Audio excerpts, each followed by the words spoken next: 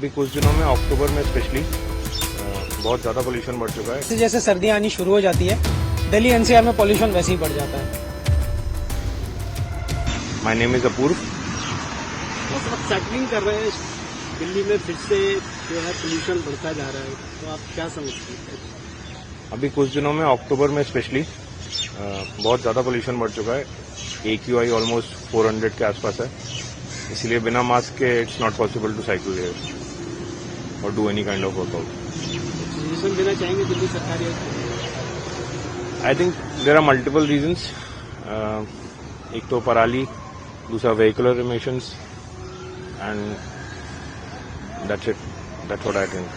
देखिए, दिल्ली एनसीआर और पोल्यूशन का रिश्ता तो एक इसी तरीके से है कि जैसे जैसे सर्दियां आनी शुरू हो जाती है, दिल्ली एनसीआर में पोल्यूशन वैसे ही बढ़ जाता है। बरसात के टाइम पे पोल्यूशन थोड़ा हद तक कम हो जाता है, बिकॉज कांस्टेंट बारिश होती रहती है तो धूल मिट्टी को अपने बूंदों के साथ सोख लेती है। बट जैसे ही विंटर आना शुरू होता है, दिल्ली अपना असली रूप यहाँ पे दिखा देता है।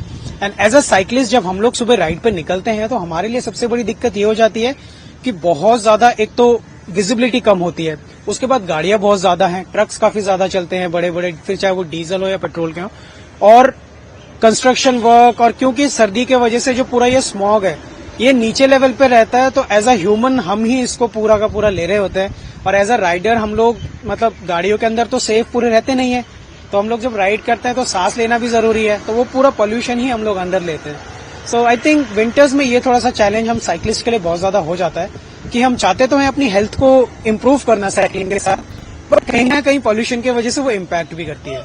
देखिए, पंजाब में ऑड इवन का जो स्कीम है वो बहुत ही अच्छा स्कीम है, बिकॉज ऑब्वियसली ऑड इवन की वजह से एक तो सड़कों पे पर डे के हिसाब से जो गाड़ियां होती है वो ऑलमोस्ट हाफ हो जाती है, तो पोल्यूशन लेवल भी काफी हद तक उससे बचाया जा सकता है, कम किया जा सकता है। अब रहा सवाल पराली का, देखिए पराली तो ऐसी चीज है कि जो किसान हमारे भाई हैं वो लोग भी कुछ नहीं कर सकते, बिकॉज उनको भी उस तरीके की मदद नहीं मिलती है।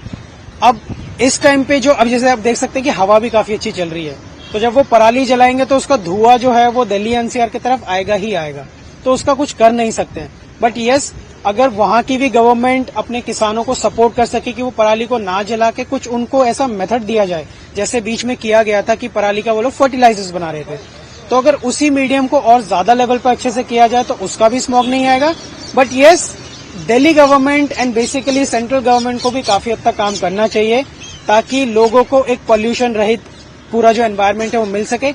एग्जाम्पल के लिए मेरे पीछे राष्ट्रपति भवन है और आप यहाँ से खड़े होकर उसको देख भी नहीं सकते हो। जस्ट इमेजिन कि राष्ट्रपति भवन की अगर ये हालत है, जहाँ पे इतने सारे पेड़ पौधे हैं और यहाँ पे रोड भी इतने खुले और गाड़ियां नहीं ज्यादा चलती है, तो पूरे दिल्ली एनसीआर का क्या हाल होगा जहाँ पे सबसे ज्यादा गाड़ियां चलती है और जहाँ पे ऐसा सिक्योरिटी या फिर इतनी ग्रीनरी भी नहीं है। Just imagine. Thank you so much. Thank you.